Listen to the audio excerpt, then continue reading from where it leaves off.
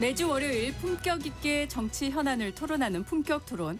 오늘도 홍익표 전 민주당 원내대표, 김성태 전 국민의힘 원내대표 자리하셨습니다. 어서 오십시오. 네, 반갑습니다. 안녕하세요. 자, 주말 새 대장동 개발 비리 1심 재판 항소 포기를 둘러싸고 뉴스가 폭발적으로 나오고 있습니다. 조금 길지만 제 첫 질문을 하기 위해서 조금 청취자분들께 전달하겠습니다. 지금 이 사건 공판을 담당했던 검사 중에 강백신 대구고검검사가 항소장을 제출하지 못하게 된 상황을 시간대별로 정리해서 지금 검찰 내부망에 올렸습니다. 강 검사에 따르면 검찰 직원들이 항소 기한 마감 시한 2시간 정도를 앞두고 법원에서 대기했던 것 같더라고요.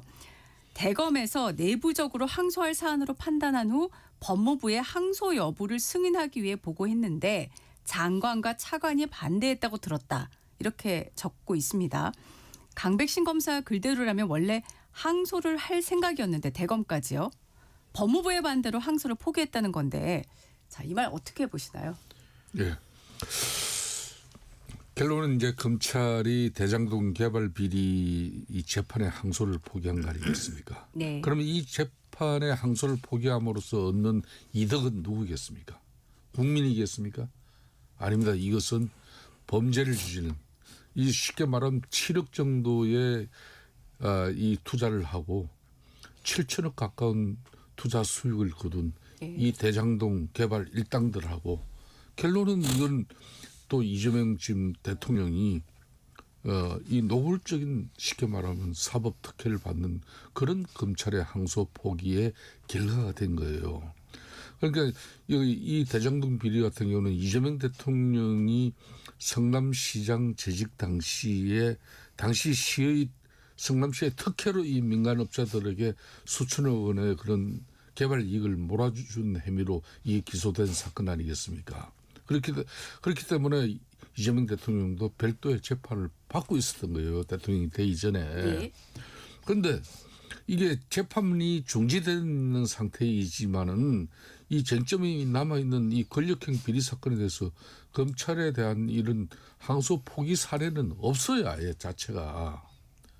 물론 다른 케이스는 많이 있어요. 1심에서 가령 피의자나 또 검찰이나 1심 법원에서 내린 그 판정에 다 수용이 됐을 때 그래서 양쪽이 다 항소 항고를 포기했을 때 그런 경우는 많아요. 그렇지만은 지금 이 사건의 1심 재판부 같은 경우는 성남시 관계자와 민간업체의 그런 배임 혐의를 유죄로 인정해가지고 상당히 중형을 때려버렸어요. 그것도 법정 구속까지 하면서 말이에요. 그러니까 그런 상황에서 법무부와 대검 이런 검찰 진보는 1심에 중형이 선고된 만큼 항소에 실익이 없다고 그런 이유를 내셔가지고 이걸 검찰의 항소 요청을 갖다 포기했잖아요.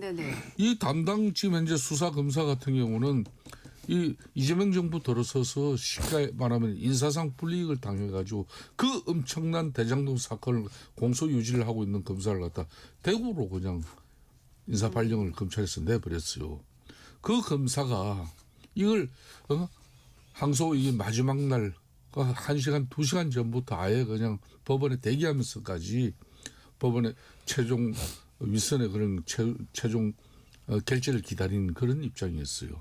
그런데 이렇게 사안이 명백하고 계속되는 재판으로 이렇게 고통이 가중되는 그런 경우에는 검찰이 기계적으로 항소를 이제 자제하고 배제해야 된다. 이게 아무리 이재명 대통령이 철학이라 하더라도 이렇게 중요한 사건을 갖다가 이렇게 살상 검찰 니들 이제 더 이상 공소 유지할 필요 없어. 손 떼. 그럼 남은 김만배를 비롯한 이 대장동 일당들은 그 엄청난 천문학적인 쉽게 말하면은 이 자신들이 지금 추진 보증금으로 다 돈이 이제 검찰에 의해서 묶여 있는 이 부분에 대해서 다 그냥 자기 돈이 돼버렸지 않습니까? 그럼으로써 이 사람들은 지금 현재 특히 1심 재판부 같은 경우는 구체적인 산정이 어렵다면서 지금 이제 김만배에게 그 473만 원만 지금 이제 추징을 했잖아요. 이건 일반 배임에 관한 내용이에요. 특정 지금 경제 가정법률처럼 하면은 훨씬 더 많은 앞으로 내용이 항소심에서 다뤄질 내용인데 이걸 이렇게 하고 지금 검찰이 손 떼라 이런 식으로 판단을 했던 것은 이건 윗선이 어떤지 장관인지 차관인지 안 가려면 용산 대통령실인지 명확하게 밝혀져야 될 문제죠. 네. 길게 얘기하셨는데 홍 대표님 또 길게 좀 말씀해 주시죠. 네. 너무 길게 뭐 여러 가지 말씀을 하셔가지고 제가 한 3, 4분을 네, 했는데 네. 이게 뭘 어디서부터 뭘 어떻게 반박을 말씀을 설명을 드려야 될지 모르겠는데 조금 질문에 그러니까 할 얘기들이 사실 많으세요. 예, 예. 근데 첫 질문은 이거였죠. 지금 강백신 검사는 대검도 원래 항소하기로 했던 거다. 근데 법무부가 반대해서 항소를 포기했다는 게 강 검사가 이게 이제 올린 강 글인데요. 검사의 지금 이제 네. 일방적인 주장이죠. 그걸 네. 얘기는 아마 그 일선 수사 검사하고 그 대검 그 검찰 지휘 수뇌부하고는 의견이 좀 갈렸던 것 같긴 해요. 지금요. 근데 네, 그 네. 검찰의 의견이 갈리는 것이 어디서부터 어떻게 유래됐는지에 대해서 아직까지는 분명히 밝혀지지 않습니다. 현재까지는 그 검찰총장 직무대행이 예, 예. 자신의 그 권한대행이죠. 그 직무대행이 본인의 입장에서 정리했다 하면서 중앙지검하고 상의했고 그다음에 법무부 의견을 참고했다라는 의견이에요. 그렇게 냈죠. 예. 그 지금까지 통상적으로 검찰에서 그런 결정들을 해왔어요. 검찰 수뇌부가 예, 예. 뭐 거슬러 올라가면 윤석열 대통령 구속 취소됐을 때 네. 그때도 그 항소 포기를 했잖아요. 예, 예. 항소 포기할 때 그 당시 검찰총장이 결정을 했지 않습니까? 그렇죠. 예. 항고 포기 지금 항고 포기 예, 그렇게 심의정 검찰총장 심의정이죠. 네, 네, 예, 네, 심의정 검찰총장이 그거에 대해서 그 심의를 그 항소를 포기해 가지고 네, 네, 네. 결국 풀려났지 않습니까? 예. 그때도 여러 말이 있었는데 그때도 아무 말은 없었어요. 그때는 또 국민의힘도 환영을 했고. 자, 그러면 지금은 그 사안은 그 비슷해요. 그러니까 일선 검사, 수사 검사는 그 항소를 하려고 그랬고, 근데 그 중앙지검장과 대검 차장이 상의한 결과 그 항소를 하지 않기로 했다 이렇게 결정이 난 사안입니다. 네, 네. 여기서 이제 몇 가지 그 검토해봐야 될 게 그럼 이게 그러면 그 대검 내부 규정이나 법률 위반이 있느냐 하는 문제예요. 네. 첫 번째는 지금 그 통상적으로 대검의 규정은 2분의 1 이상의 형량이 떨어지면 항소를 포기하는 경우가 있습니다. 네. 그러니까 충분하게 그 형량을 받았다고 하는 거기 때문에. 근데 이번 같은 경우는 주요 범죄자 5명 중에서 2명은 실제 검찰 구형보다 더 높은 형량을 받았어요. 다만 이제 그 환수나 추징과 관련돼서는 조금 더 충분하지 않다 이런 지적이 있을 수 있죠. 그래서 그러나 전체적으로 형량과 관련돼서는 항소 포기할 수 있다는 검찰 내부 규정하고는 충돌하지 않습니다. 첫 번째. 그리고 두 번째. 이 사건에 대해서 법무부의 의견을 들었다는 게 어떤 거냐 하는 게 좀 남아요. 네. 그러니까 이게 장관인지 차관인지 뭐 그냥 어떤 실국장급인지 이게 정확치는 않습니다. 이 문제는 아마 정성호 검찰총장이 좀 더 분명하게 얘기를 해줄 필요가 있다고 봐요. 법무부에서. 뭐 저는 가장 정상적인 게 법무부 장관이 개별 사건에 대한 수사 지휘 권한이 있기 때문에 예. 수사 지휘를 했다라고 하는 게 제일 그 분명하게 맞다고 생각을 합니다. 그렇지 않으면 뭐 여러 가지 논란이 있겠죠. 의견을 참고했다고 하는데 그 참고라는 게 뭔지 모르겠습니다만 네. 이 문제에 대해서는 법무부와 검찰 내부의 규정과 절차에 따라 정상적으로 진행되었으면 좋겠다라는 게 이제 판단입니다. 네. 그런 측면에서 아예 이 사건을 항소를 포기할 정도로 만약에 뭐 예컨대 대검의 의견이 검찰에서는 하려고 했는데 그걸 법무부가 의견을 줬다면 이거는 법무부의 그 정상적 의견을 주는 게 맞죠. 개별 사건 지휘에 따라서. 수사지휘권에 따라서. 그렇습니다. 수사지휘권 따라. 네. 근데 그렇지 않고 대검은 안 하려고 했고 중앙지검이 하려고 했고 이 충돌이었다면 조금 얘기는 달라질 것 같긴 해요.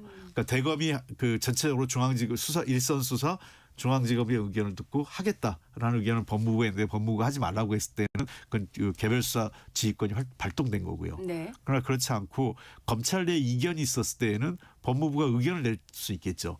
실무 차원에서. 그러니까 그게 어떤 건지에 대해서는 좀 정확하게 얘기를 해야 될 것 같아요. 그래서 노만석 대검 차장의 대검 지금 직무대행이지만 네네. 대검 차장의 입장이 제일 중요한 것 같습니다. 지금 본인은 내가 책임하였다라는 걸 봐서는 네. 제가 보기에는 후자 가능성은 높아 보여요. 현재까지는. 법무부에서 의견을 낸 가능성은. 예, 그러니까 본인이 법무부 의견을 물어봤을 가능성. 것이다. 직접. 그러니까 네. 예를 들면 일선 검사를 통해서 지금 중앙지검장 쪽에서는 항소하자라는 걸로 왔고 본인은 이거 보니까 항소할 이유가 없겠다라고 해서 이렇게 했다는 건데요. 그러니까 그 경우에 이제 법무부의 의견은 뭐냐 물어보고 판단, 그러니까 대검 차장 중심으로 해서 판단했을 가능성이 높다 이렇게 봅니다.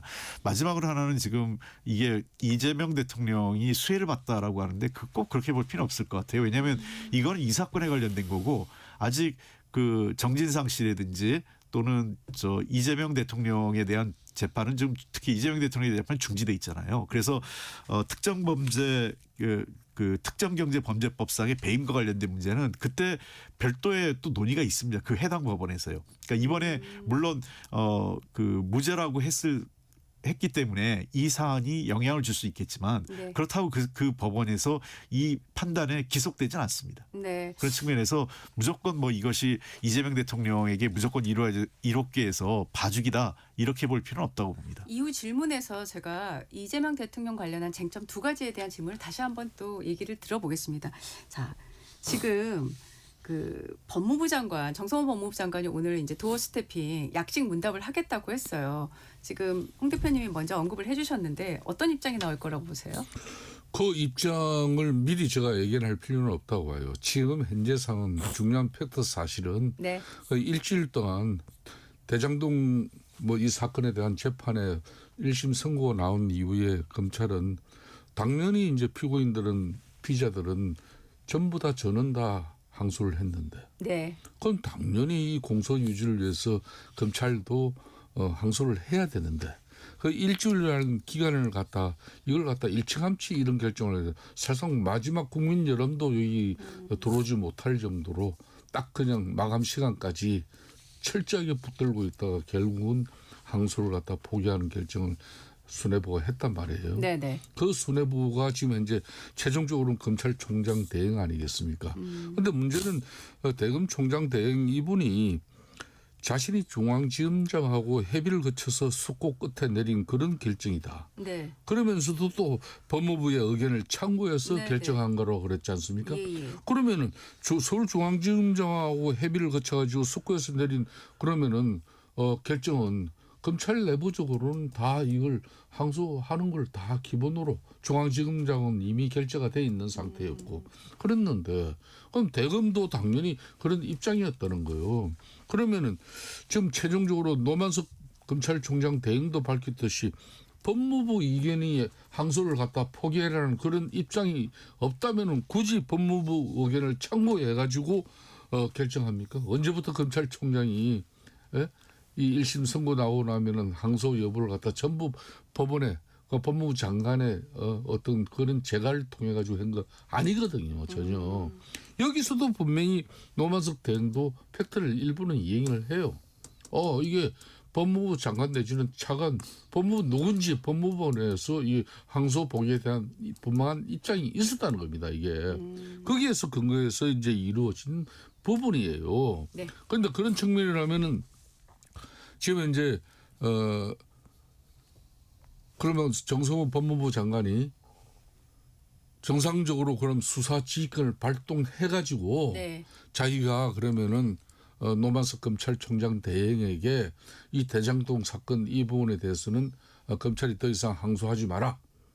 이렇게 정확하게 수사 지휘권 발동을 통해서 지휘가 이루어지는지 이 부분을 오늘 도스태핑에서 네. 자기가 밝힐 수 있는 네, 부분이라 이야기했죠. 네. 그렇지만은 네. 그 이전에 더 중요한 것은 지금 현재 1심이 남긴 가장 큰 쟁점이 뭡니까? 네. 국고로 환수해야 할 예. 그런 대장동 일당의 범죄 수익이에요. 검찰은 이 범죄 행위를 통해 가지고 배임 행위를 통해 가지고 성남시가 입은 그런 손해액을 4,895억으로 이렇게 산정을 했지 않습니까? 네네. 하지만 재판부는 구체적인 산정이 어렵다면서 뭐 이들에게 지금 현재 473억만 추징한 네네네. 상태예요. 그러니까 이 대장동 개발을 통해 민간 업자들이 챙긴 이익은 수천억이란 말이에요. 검찰은 항소심에서 이 문제를 집중적으로 그런 다툴 계획이었다고 그러는데 그걸 날려버렸다는 것은 결론은 이 추징금을 그러니까 김만배는 지금 앉아가지고 감방에 앉아가지고 하루에 2억씩 돈을 버는 사람이에요. 그런 계산. 계산이 그렇게 아니 돼버렸어요. 그거 저 네. 너무 나간 얘기인 게 네. 일단은 그 추징금이 다 지금 검찰이 구형한 대로 다 된다라는 전제로 지금 말씀을 드리는 네네, 거니까 그렇죠. 그런 거죠. 지금 1심에서는 그게 그 부분에 대해서는 그 2심 재판부는 추징금 대상이 아니라고 판단을 한 거예요. 네네. 그렇기 때문에 마치 지금 저 국민의힘이나 지금 저기서 얘기하는 거는 검찰의 구형이 그 확정된 판결인 걸 전제로 해서 얘기하는 거는 잘못된 거죠. 예, 예. 그런 측면에서 저는 이 주장은 할 수 있겠지만 마치 네. 그것이 봐준 거다 이렇게 전제할 수는 없겠죠. 그러면 그 검찰 입장에서 왜 좀 설명할 필요 있을 것 같아요. 이 부분에 대해서 브리핑은 이제 지금 네. 남아 있는 부분이 몇 부분이 있는데요. 예. 자, 일단은 대거 그 법무부 아까 말씀하신 대로 도스태핑을 할지 아니면 정식으로 어떤 약식 기자회견을 할지 어떤지 모르겠습니다만 예. 정성호 법무장관은 이 부분에 대해서는 분명하게 입장을 밝힐 필요는 있다고 봐요. 네. 누가 어떤 의견을 어떤 방식으로 했는지 예를 들면 법무부가 적극적으로 의견을 낸 건지 예. 그렇다면 저는 이거는 수사지휘권을 정식으로 발동한 게 맞았다고 생각을 해요. 예. 그 반면에 노만석 대검차장이 의견을 누군가에게 의견을 물었다면 그 차관이든 어떤 실국장급이든 누군가에게 물었다면 누구에게 물었고 어떤 답을 했는지에 대해서 밝힐 필요가 있다고 생각해요. 그건 네. 좀 다른 얘기죠. 아까 예, 지휘권을 발휘하는 거하고 대검차장 의견을 물었는데 그 대검에서 그러면 그 법무부에서 몇몇 사람이 그럼 잠깐만 기다려 보세요. 저희가 한번 그 판단해서 말씀드릴게요. 이럴 수 있는 거지 않습니까? 네네네. 이거는 개별수사권 지휘권하고 다른 절차이기 때문에 네네. 그래서 그 상황이 어떤 건지에 대해서는 네. 법무부가 좀 밝혀야 된다 보고 네네. 두 번째 네. 재판과 관련돼서 두 가지 부분 아까 말씀드렸지 않습니까? 이제 핵심은 지금 국민의힘에서 지적하는 건 두 가지인 것 같아요. 네. 특경법상 배임죄가 그렇습니다. 하면서 이거는 이재명 당시 성남시장한테 유리한 거 아니냐. 네네. 그다음에 한 6천억 가까이를 환수해야 되는데 네. 470억 정도밖에 환수 못한 거 아니냐. 이 네네. 두 가지 지적인데요. 네네. 아까도 얘기했지만 첫 번째 이것은 이 검찰의 구형을 판결 내용이라고 전제하고 얘기하는 거기 때문에 네. 전제 자체가 맞지 않다 이렇게 보고 예. 두 번 제가 말씀드리고 싶은 거는 일단은 특경법상 범죄와 관련돼서 이재명 대통령과 관련된 부분은 만약에 재판이 제기된다면 네. 이것은 그 법원에서 별도로 따질 문제예요. 이 사건에 의해서 일부 영향을 받을 수 있지만 그렇다고 완전히 기속되는 건 아닙니다. 그다음에 두 번째 저도 이 부분은 좀 아쉽다고 생각을 해요. 그러니까 추징금과 관련돼서 금액이 너무 네. 낮게 나왔는데 이 경우에는 그러면 대검 차장이 왜 대검에서 환수 포기에도 불구하고 상당한 금액의 환수가 포기될까 확정됨에도 불구하고 네. 왜 그런 판단을 했는지 그럴 경우에는 법리상으로 따져봤을 때 법원의 입장을 2심 가서도 뒤집기가 어렵다라는 법리적 해석을 했을 거 아니겠습니까? 예. 저는 그 설명을 해줘야 될 필요가 있다 이런 겁니다. 네. 근데 그렇게- 지금 그러니까 약간 쟁점을 길게 설명해 주셔가지고 제가 조금만 정리하고 네, 김 대표님 말씀하세요. 말씀하시죠. 그러니까 결국 이재명 대통령과 관련된 핵심 쟁점은 특정 경제 가중처벌법상의 배임죄 다툼 여지가 사라졌다는 거. 특정경제 범죄 혐의죠. 네네. 예. 그다음에 이해충돌 방지법 위반이 무죄가 확정됐다는 거 항소를 포기함으로써 이 부분을 갖고 지금 서로 정반대 얘기를 하고 계신 건데 김 지금 대표님은 잘 짚었어요. 그러니까 네. 1심 재판부 같은 경우는 이재명 대통령의 구체적인 관여 여부는 밝히지 않았잖아요. 그렇죠. 하지만 대장동 개발 실무를 담당한 유동규 전 그러니까 성남도시개발공사 본부장에 대해서는 그러니까 수뇌부 결정의 중간 관리자 역할을 한 것이라고 이렇게 정확하게 정리를 해버렸단 말이에요. 예. 그러니까 앞으로 남은 관심이라는 것은 그럼 항소심에서 이재명 대통령의 당시 이재명 시장의 역할에 대한 대장동 일당의 그런 정언에 다들 이제 눈길이 쏠릴 수밖에 없는 그런 상황이었어요. 그럼 정권이 바뀐 뒤 대장동 그 일부 남욱 변호사 같은 경우도 뭐라 그럽니까? 지금 검찰의 진술 강요에 의해서 네네. 허위 진술을 자기가 자백했다. 이렇게 벌써 진술 내용을 바꾸잖아요.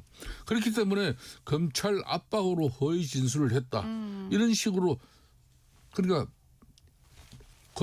검찰이 아예 이제 항소를 갖다 포기를 했기 때문에 자신들의 주장만 이제 항소심에서 법정에 남게 되는 겁니다. 예. 자, 그렇다면은 이걸 이유로 지금 이제 민주당은 어떤 행위를 하고 있습니까?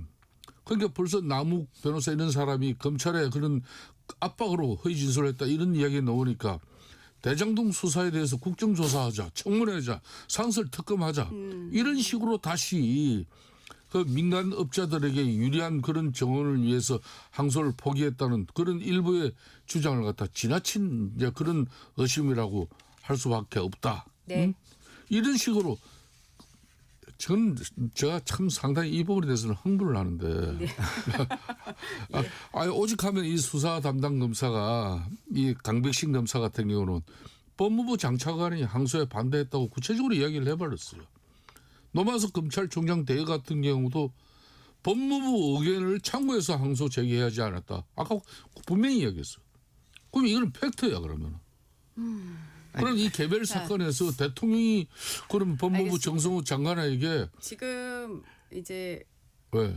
아닙니다. 그 말씀을 충분히 지금 알겠는데 조금 저희가 예. 예, 논의를 조금 좀 정리해서 모아보죠. 지금 자꾸 예. 그 내용이 반복되니까 예, 그렇게 같은 내용이 내용을 지금 반복되고 있어요. 저는 좀 예. 우리가 점검할 부분만 좀 해봤으면 네, 좋겠어요. 네, 네. 그러니까 저는 이런 거 우리가 뭐 재판부도 아니고 아직 저도 지금 그 촉박해서 왜 항고 포기를 했는지 항소 포기를 했는지 네, 네. 내용을 정확하게 검찰의 입장을 그럼. 확인하지 아직 못한 안 상태예요. 나왔으니까요. 안 나왔기 예, 때문에 예, 그래서 예. 제가 몇 가지 지금 답변이 필요하다는 걸 그래서 몇 번 얘기하잖아요. 그렇습니다. 법무부와 예, 검찰이 얘기를 해줘야 된다. 네. 저는 뭐 하나 유감스러운 부분이 있어요. 네. 그러니까 지금 그 이재명 정부 들어와서 검찰의 지나친 별건 수사라든지 또는 묻지마식 항고 이런 거에 대해서는 좀 절제하자, 자제하자 이런 게 있고 필요하다는 건 사실 뭐 이 법조계에서는 상당한 논의가 필요하다는 성이 있었어요. 너무 지나치게 예를 들면 항소나 항고가 남발되면서 예. 법원의 재판도 밀리고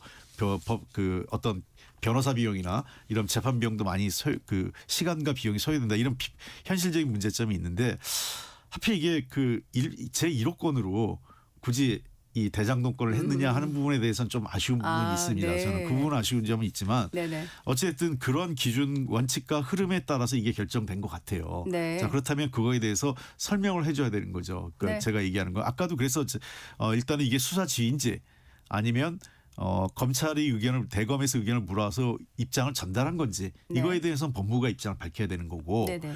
두 번째 아까 두 가지 이해충돌 관련된 문제하고 특경법상 그 배임과 관련된 문제는 이 문제에 대해서는 이재명 대통령에 대한 재판이 아니에요. 이 부분엔 이재명의 입자도 거론이 안 돼요. 재판부는요. 그러니까 그 검찰 입장에서는 얘기할 수 있겠죠. 기소 과정에서. 그러나 재판부의 판단은 지금 현재 그 이재명 대통령 당시 성남시장을 불러서 물어보고 이런 상황도 아니기 때문에 연관된 재판도 아니고 이거는 별도로 이재명 대통령과 관련된 재판은 지금 중지돼 있단 말이에요. 거기서 특정경제법상 배임죄라든지 이해충돌 문제가 거기서 다시 논의될 수밖에 없는 상황이라는 겁니다. 그런 측면에서 이게 이재명 대통령에 대한 무조건적 봐주기다 이렇게 볼 필요는 없다는 거고요. 제가 거기에 대해서 그러니까 제가 좀 말씀 먼저 드릴게요. 그다음에 두 번째 저는 뭐냐면 나중에 가서 그 문제는 이재명 대통령의 만약에 재판이 열리게 될 경우에는 그 네. 문제가 따질 수밖에 없는 거죠. 왜냐하면 기소를 이재명 대통령에 대해서는 당시 성남시장 때 특정경제법상 배임죄로 물을 수밖에 없는 거예요. 그렇기 때문에 이해충돌하고 특정경제 배임죄가 물어지게 된다는 거고 그리고 아까 얘기했지만 지금 그게 다 또 무죄가 났어요. 이번 1심 재판에서. 네, 무죄가 났습니다. 예. 무죄가 났단 말이에요. 그 부분에 대해서 그럼 검찰이 항소를 못할 때에는 왜 항소를 안 했는지에 대해서 설명을 해줘야 되는 거죠. 더 이상 우리가 했을 때 실익이 없다든지. 알겠습니다. 수사검사 입장에서 아니면 이 문제는 별도로 다른 재판에서 이 문제는 따져야 된다는 이 얘기를 검찰에 설명해 줘야 되는 거죠. 홍익표 말씀하시죠. 대표님이 웬만해 가지고는 이렇게 강변을 잘 안 하는데 이 부분에 이제 핵심은 이런 거예요. 법무부 장관이 그런 검찰총장에 대해서는 개별적인 사건에 대해서는 수사 지휘 같은 게 할 수 없잖아요. 그 대신 이 수사지휘권을 발동해 가지고 법무부 장관으로서 쉽게 말하면 총장을 지휘할 수 있는 그런 법률에 정리가 돼 있어요. 예. 그런 측면에서 그럼 직권 남용이 되지 않기 위해서는 전성호 법무부 장관이 노만석 검찰총장 대에게 수사지휘권 발동을 통해서 이 사건에 대해서 항소를 포기해라고 지시했다면은 또 사안은 또 다르게 흘러갑니다. 네. 그러니까 그런 측면에서 법무부 장관이 수사 지휘를 하라면은 이 검찰총장을 통해서 수사 지휘권을 정식적으로 이제 발동을 했는 건지. 네. 하지만 이 대장동 사건 같은 경우는 지금 이제 대통령도 기소돼 있지 않습니까? 장관이 지휘권을 공식적으로 발동하기에는 상당히 부담스러운 상황이에요. 홍 대표님 아까 이야기했지만은 지금 이제 이재권하고 이재명 대통령하고 재판은 별개처럼 이야기하는데 그렇지가 않아요. 여기에서 대장동 지금 이 개발 이익을 가진 이 핵심 범죄자들의 예. 이 재판 결과가 그대로 이재명 대통령과 정진성 당시 비서실장 이런 사람들 집 재판에까지도 그대로 영향이 미쳐집니다. 그렇기 때문에 이게 중요한 것이고, 그러니까 공식 지휘권, 그러니까 검찰총장에 대한 발동 없이 만일 항소 포기를 지시했다면 이 위법주의 논란이 이게 불거질 수밖에 없어요. 그렇기 때문에 지금 현재 법무부도 상당히 이 부분에 대해서 전전긍긍하고 대통령실 입장에서는 아예 대통령실 건방에도 이 지금 사안 접근하지 못하게끔 지금 끊고 있는 거 아닙니까? 네. 오늘 그러니까 저도 지금 정성호 법무부 장관이 도스태핑을 통해서 어떤 이야기를 할지. 그렇지만 중요한 팩트는 이 지금 현재 대장동 수사를 맡았고 공소 유지를 하던 그 담당 검사가 대구에서 그 오르락내리락 그러면서 이 쉽게 말하면 엄청난 이 특정경제 범죄에 관한 이 배임죄 부분에 대한 이 부분에 공소 유지를 위해서 밤낮을 가리지 않고 있었다는 거. 알겠습니다. 또 국고 환수해야 될 그런 대장동 일당의 부당 이익을 이거 몇천억의 돈이 날아가는 마당인데. 알겠습니다. 그래서 몇 자. 가지만 제가 설명드릴게요. 일단 강 검사 오르락내리락 하지 않았고요. 강 검사는 대구에 있다가 관련 수사 검사들한테 내용을 듣고 일지를 정리해서 올린 것 같아요. 네. 지금 대구에 내려갖고 이 사건에 손댄 상황입니다. 그다음에 네. 두 번째, 아까 제가 말씀드렸잖아요. 그래서 그 정상적으로 하면 개별 수사지휘권 발동을 한 게 맞는데 그게 아닐 경우에는 어떤 방식에 이루어졌는지에 대해서 법무부가 설명을 좀 해야 된다라는 걸 제가 분명히 말씀을 드렸고, 네. 그다음에 세 번째, 이 문제에 대해서 정진성 씨의 재판과 이재명 그 당시 성남시장에 대한 재판은 별도로 추후 진행이 돼요. 그러니까 물론 말씀하신 대로 약간의 유리하게 작용할 수 있는 여지가 없는 건 아니지만 네. 그렇다고 100% 무죄가 되는 건 아니에요. 그냥 당연하게 우리가 개별 사건과 그 각급 법원들이 판단이 달라질 수 있습니다. 왜냐하면 사건의 포인트가 다르기 때문에. 네. 지금 사건은 민간업자들이 뇌물을 주고 거기에 유동규 씨가 당시 본부장으로서, 그러니까 그 성남시 개발공사의 본부장으로서 그 뇌물과 배임이 있었느냐에 대한 걸 판단한 거고, 이후에 그러면 성남시 수뇌부하고 거기에 이재명 시장 당시 시장이 포함될지 안 될지는 그 이후에 봐야겠지만 유동규 씨와 그런 관계였는지 여부는 또 다른 법원에서 판단이 필요하다는 얘기입니다. 알겠습니다. 자, 이제 시간 30초 정도 국회에서 이 논의가 앞으로 어떻게 전개될까요? 지금 국정조사 얘기하고 있고 또 특검 얘기도 나오고는 있는데 양 두 당이 서로 정반대의 시각을 갖고 얘기하고 있잖아요. 어떻게 될까요? 저는 이거 진행 중인 재판에 대해서 해봤자 실익이 없어요. 네. 당사자들이 나와서 재판이 진행 중이기 때문에 할 말이 없다고 다들 그럴 거예요. 그래서 지금 상태에서 특검 예를 들면 특위를 만들어서 그 국회 차원에서 조사를 하고 한다는 것 자체는 의미가 없기 때문에 차라리 사건이 다 종료된 재판이 끝난다면 몰라도 지금에서는 그 실익이 없다 이렇게 보입니다. 네, 지금 시간 때문에 일단 홍 대표님 말씀까지 듣고 다시 이어가겠습니다.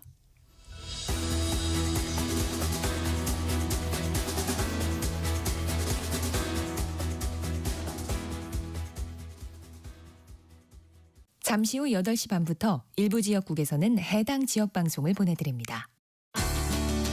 워렌 버핏은 가치 투자, 필립 피셔는 성장주 투자, 피터 린치는 장기 투자. 방법은 달라도 목표는 하나. 성기영의 경제쇼가 성공의 길로 안내합니다. 깊이 있게, 명쾌하게, 지금 이 시대 경제에 관한 모든 것을 알려드립니다. 평일 오후 4시 5분 성기영의 경제쇼와 함께하십시오.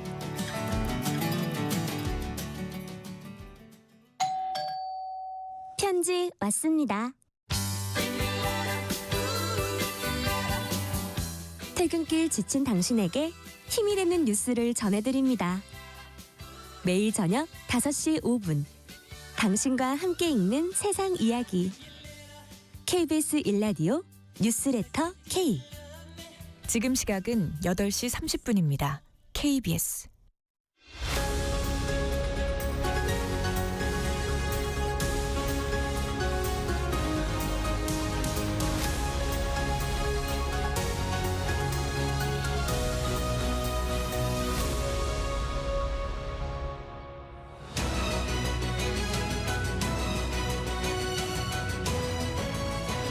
네, 품격 토론 이어가겠습니다. 홍익표 전 민주당 원내대표, 김성태 전 국민의힘 원내대표와 계속 이야기 나눠보겠습니다. 지금 앞서서 일부에서 홍 대표님께서 이제 국회 후속 움직임에 대해서 얘기를 해주셨는데 김 대표님 잠깐 얘기해 주시죠. 그러니까 지금 현재 일련의 사안들이 이런 거예요. 대북 송금 사건 같은 경우도 지금 현재 이하영 전 경기부지사가 이미 형을 선고받아가지고 대법까지 확정 판결이 이루어져가지고 지금 복역 중이지 않습니까? 그렇지만 정권 바뀌고 나니까 이분이 그냥 강압수사에 의해서 또 자기가 진술을 번복할 수밖에 없었다.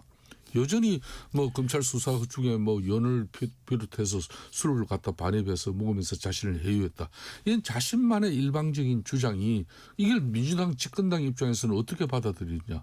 저렇게 검찰의 강압 수사를 통해서 정치적으로 이재명 대통령 주기 수사를 한 거다. 그렇기 때문에 이 대북 송금 사건은 이건 잘못된 거다. 요 원래는 국정원까지 나서고 있지 않습니까? 예. 자, 그렇게 해서 결론은 이 부분은 공소 취소가 이루어져야 된다. 이렇게 주장이 또 갈 수도 있는 건 이 대장동 사건도 이런 겁니다. 지금 이제 결국은 민주당 입장에서 지금 이제 남욱 변호사 이런 사람들 이야기 돼서 수사 강압에 의해 가지고 허위 진술했다. 이 사람은 정말 법조인이에요. 법조인 출신이고 앞에 재판에서도 본인이 이 실질적으로 재판정에서 자기가 증언을 그렇게 했어요. 예. 그런 사람이 정권 바뀌고 나니까 이런 사람도 검찰의 강압 수사에 의해서 허위 진술했다. 자, 이 결과가 지금 민주당 입장에서는 앞으로 국정조사 청문회 상습 특검을 통해서 이걸 밝혀내 보자. 저는 이렇게 밝히고자 하는 이유가 있어요. 뭔지 아십니까? 그러면 이번에 항소 보고하고 네. 그다음 단계가 이게 공소 취합니다. 공소 그리고 취하러 갈 것이다라고 보시는 이 거군요. 대장동 사건, 백현동 이런 사건 같은 경우는 지금 현재 이재명 대통령이 뭐에 해당됩니까? 배임죄에 해당되잖아요. 예. 그래서 지금 현재 국회에서는 배임죄를 갖다 폐지하자. 예. 그렇게 해서 그 법안이 처리가 돼버리면 그 면소법이 되잖아요. 예. 그러면 이제 이재명 대통령에 대한 배임죄에 관한 이 대장동 수사 이거 이제 의미가 없는 겁니다. 네, 지금 약간 재판이 들으시는 분들의 이해를 돕기 위해서 그런 상황으로 지금 가고 있는 거예요. 이번 지금. 재판에서는 특가경법상의 배임죄는 이제 무죄로 예. 난 거고요. 지금 일반 형법상의 배임죄를 무죄를 얘기하시는 거죠. 그래서 예. 이제 항소심이 중요한 건데 예. 이게 이제 50억을 넘지 않았기 때문에 일반 배임으로 간 거 아닙니까? 예, 예. 검찰 입장에서는 이걸 판결 1심 판결이 예. 나오니까 항소심에서 이걸 이제 가장 강하게 이 문제에 집중해서 이제 싸우겠다. 아니, 이제 이런 거예요. 이렇게 된 예, 거거든요. 지금 이제 실제로 준 그 5억인가 7억 정도는 지금 예. 7억인가 그 정도 예, 부분은 예. 인정이 됐어요. 예, 예. 배임으로 예, 뇌물죄하고 예, 인정됐습니다. 다 인정이 됐는데 네. 지금 그 유동규 씨한테 428억인가요? 네, 예. 그 부분을 약속을 한 부분에 대해서는 약속한 부분에 대해서 실제 뇌물이 집행되지도 않았고 검찰의 일방적인 주장이고 당사자들은 부인하고 있기 때문에 이것은 실현되지 미실현됐고 네. 그다음에 이거를 그 뇌물로 인정하기 어렵다고 했기 때문에 무죄가 난 거예요. 그러니까 제가 보기에는 이 심리는 2심 가도 유지될 가능성이 높아요. 그러니까 그 판사도 그 얘기했잖아요. 이게 판례도 없다 이런 식에 대해서 그 얘기를 했기 때문에 저는 그래서 검찰이 그 노만석 대검 차장이 그렇다면 왜 내가 재심 항소를 포기했는지에 대해서 그렇게 지휘를 했는지에 대해서는 얘기를 해야 될 거예요. 설명을. 그러니까. 법리적 설명. 아니 네네. 법리적 설명을 하면 되는데 지금 먼저 정치권에서 이게 이 장관이 압력을 했다, 뭐 대통령실이 개입했다 이렇게 얘기가 나오니까 그런 그러니까 거죠. 이게 지금 김만배 씨가 대장동 개발 이익의 특혜를 통해서 이 사람이 추구한 그런 부당 이익이 수천억이에요. 네. 그래 검찰이 지금 현재 추징 보전액만 2천억이에요. 예. 그래 앞으로 이 항소를 하지 함으로써 이 돈이 그냥 이제 검찰은 추징 보전액 이걸 다시 토해내 줘야 돼. 없던 일로 만들어줘야 된단 예. 말이에요. 그것만 하더라도 엄청난 국고 손실 알겠습니다. 아닙니까? 아니 그 토해내는 게 아니라 그 사람의 이익이 환수를 못할 뿐이지. 아니 그러니까 1심이 토해내는 건 아니죠. 그래서 정부가. 이제 자 네. 1심 판결은 부분적으로 인정했다 하더라도 이제 항소심에서 이걸 검찰이 충분하게 입증하고 그러니까 지금 그다음 수사 내용을 가지고 더 시청자들, 보완할 수 있는 건데 청취자들께서 오해가 있으실 것 같아서 예. 지금 그 대장동 사업으로 사업자들이 이득을 봤어요. 그 이득에 대해서 일정 부분은 사업자로서 이득이라고 볼 수 있는 부분도 있고 예. 그 부동산 가격 폭등해서 예. 두 번째는 부당하게 이득을 환수해야 될 걸 못했다고 이렇게 보는 부분이 있어요. 검찰은 그 주장을 했는데 1심에서는 그게 다 인정을 못 받았어요. 그래가지고 네. 저 추징금이 그 뇌물에 해당하는 그러니까 이제 유동규에게 약속했던 그 금액 정도에 대해서만 지금 환수를 하기로 결정을 한 겁니다. 450 그래서 네. 400 네. 몇십억이 지금 네. 환수가 되도록 한 거예요. 그러니까 이 부분에 대해서 지금 검찰이 그렇다면 그렇게 오래 수사해 놓고 1심에서 그 법원으로부터 제대로 된 판결을 못 받아낸 무능을 얘기를 해야 되는 문제고 그다음에 저는 그 피의자들의 이 진술이 바뀌는 것은 비일비재 우리가 공판 중심주의라 그렇습니다. 그러니까 그것이 피의자들의 얘기가 거짓말인지 진실인지는 판사들이 판단할 문제겠지만 1심에서는 아까 재판이 진행되면서 공판에서 자기가 검찰에서 진술한 내용을 뒤집는 경우가 비일비재해요. 그래서 그러면 공판에서는 새롭게 그 내용을 갖고 다시 심리를 하는 겁니다. 이종 두 분의 말씀을 오늘 쭉 들어보면서 굉장히 쟁점이 많고 입장이 굉장히 다르구나를 또 한 번 느꼈습니다. 자, 아마 이번 주 내내 이 얘기는 계속 갈 것이니까 다음 주에 또 계속할지도 모르겠습니다. 다음 주제로 넘어가 보겠습니다. 여론조사 대납 의혹으로 특검에 소환된 오세훈 서울시장하고 정치부로법 명태균 씨가 첫 대질 신문을 했습니다. 자, 각자 자기 주장만 반복한 걸로 보도가 나오고 있는데 이게 이 대질 신문에서 뭐 실익이 있었을까요? 어떻게 보십니까? 저는 뭐 오세훈 시장 입장에서는 그동안 일방적으로 언론 보도를 통해서 이제 자기가 마치 그동안 이제 이 맹태규 씨로부터 이제 사전 이제 여론조사를 이렇게 취득하고 예. 그 대가를 자기 지인이 이제 이렇게 이제 3,300여만 원을 갖다 이제 지불했다는 거 아니겠습니까? 네네. 그런데 분명한 팩트는 그 맹태균 씨에게 이 돈이 지급된 사실은 전혀 없어요. 그러니까 그 미래 한국사회연구소라는 그런 이제 별도 강행시 법인을 통해 가지고 이 돈이 이제 지불된 문제이기 때문에 예. 그런 부분에 대해서는 이번에 명확하게 이제 밝혀졌다고 보고요. 그러니까 이제 그 지금 이제 오세훈 시장 입장에서는 이 그동안 이제 맹태규 씨의 일방적인 주장이 이제 언론 보도를 통해서 그걸 너무 기정사실적으로 흘른 부분을 네네. 이걸 이제 대지를 통해서 쟁점을 특검 수사의 공식 기록이나 사법 절차에서 명확히 정리해서 이 부분이 정치 공세였다는 그런 내용을 상당히 이제 자기는 이제 강조하고 그 내용을 특검에 어필한 부분에 대해서는 상당히 이득으로 보는 거죠. 자, 네. 이게 뭐 다른 거 다 따질 필요 없습니다. 뭐 그 나머지 문제는 다 도덕적인 문제고 예. 법적인 문제는 딱 하나예요.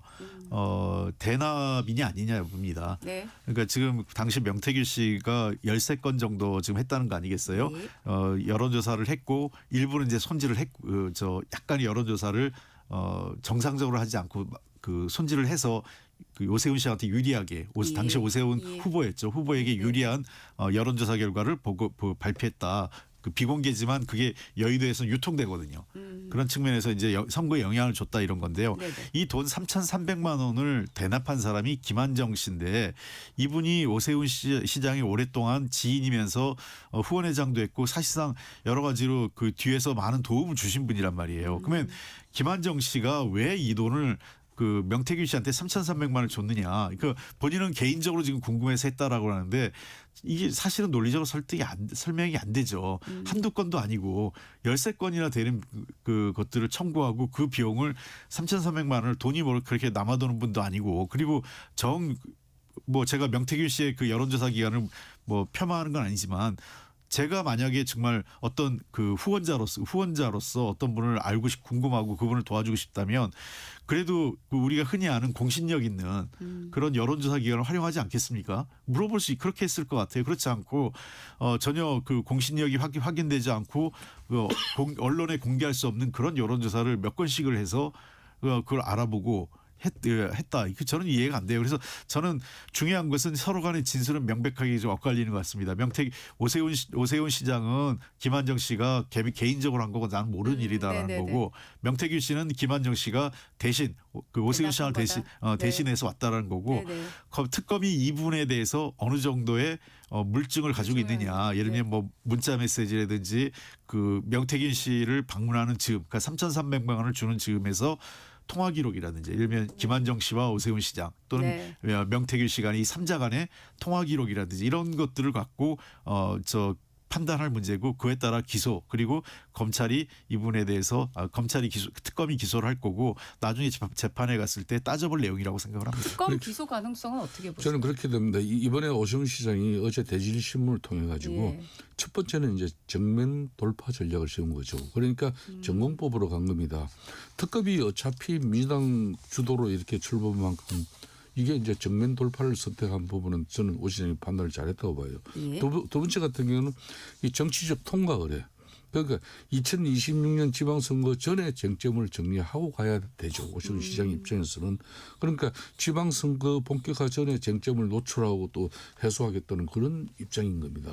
그런 측면에서 민주당이 이제 명태균 활용을 하겠다는 그런 전략을 사전에 이제 차단하는 거고, 이 대지를 통해 가지고 쟁점을 특검 수사의 공식 기록 또 사법 절차에 대해서도 명확하게 이제 정리해 가지고 이걸 정치 공세를 좀 무력화를 할 필요가 있다. 이렇게 해서 한 거예요. 그리고 이제 세 번째는 그동안 이제 명태균 씨의 일방적인 주장만 있었는데 이걸 가지고 이제 앞으로 만일 기소가 되면은 사법기관의 어떤 편견을 갖다 방지를 해야 된다. 그러니까 특검이 명태균 진술만 듣고 판단하지 않도록 정원 신뢰도를 검증을 특검 수사 기록에 남김으로써 앞으로 재판에 또 대비하는 그런 전략까지 있는 것이고, 저는 개인적으로 그러면 대질신문까지 이제 마치고 다 했으니까 특검에 이제 판단만 남은 거거든요. 거죠. 그래서 이제 지금 명태균 씨가 제공한 그런 여론조사 대부분이 이제 가짜로 이제 판명이 됐는데, 그게 이제 로 데이터로 이렇게 입수한 그 경향신문의 보도 같은 경우에요. 이 비공표 여론조사를 13건 중에 12건이 이제 조작됐다. 그렇게 됐거든요. 그렇게 그리고 이제 명태균 씨 본인 스스로도 강혜경 그리고 이제 그 김태일 씨 그분이 한 것이 자신이 한 것이 아니다. 이렇게 주장하고 있거든요. 이제 이게 지금 이제 너무 그 수사 내용으로 많이 들어갔어요. 저는 다른 얘기를 해볼게요. 저 뭐냐면 우리가 큰 틀에서 봤을 때 이 그 여론조사가 왜 명태균 씨 여론조사가 중요했냐면 공표되지 않아요. 근데 당시 흔히 얘기해서 별의 순간 얘기하시는 분이 김종인 비대위원장이었고, 김종인 비대위원장이 당시 이런 지방선거 그 후보 지금 이제 국민의힘이죠. 국민의힘의 그 후보를 결정하는데 상당한 영향력을 가졌어요. 그러다 보니까 그때 처음에 우리가 알기에는 오세훈 당시 후보보다는 나경원 후보나 또는 제3당에 다른 당에 있었던 안철수 후보가 훨씬 유리하다, 이런 게 판단이 있었는데, 의외의 결과로 그 오세훈 후보가 유리하다 그러면서 대세론이 만들어지면서 국민의힘의 힘이 글로 몰려간 거거든요. 그런 측면에서 어쨌든 이 결과가 영향을 줬어요. 그다음에 두 번째, 그렇기 때문에 명태균 씨가 이 결과를 김종인 씨하고 특수관계였기 때문에 그 결과, 여론조사 결과가 글로 올라갔다, 이런 얘기고, 그다음에 세 번째, 그러면 김한정 씨가 한 번도 아니고 열 몇 번을 궁금해서 했다? 그리고 이 내용을 그럼 본인만 알고 이 오세훈 씨한테 얘기 안 했을까요? 저는 오세훈 씨한테 충분히 결과를 얘기했을 가능성이 높고, 이런 결과가 나왔다. 그리고 김종인 비대위원장이 올렸다, 이런 얘기 했을 경우에는 이게 제가 보기에는 포괄적 제3자 뇌물죄 가능성도 상당히 높다. 알겠습니다. 이렇게 보입니다. 오늘 사실 더 많은 주제들을 갖고 질문을 준비했는데 스포츠도 듣고 싶어 하십니다. 청취자분들께서. 그래서 품격토론 오늘 여기까지 하겠습니다. 홍익표 전 민주당 원내대표, 김성태 전 국민의힘 원내대표 함께했습니다. 두 분 고맙습니다. 예, 고맙습니다. 정격시다 날씨 듣고 돌아오겠습니다. 이제 끝나.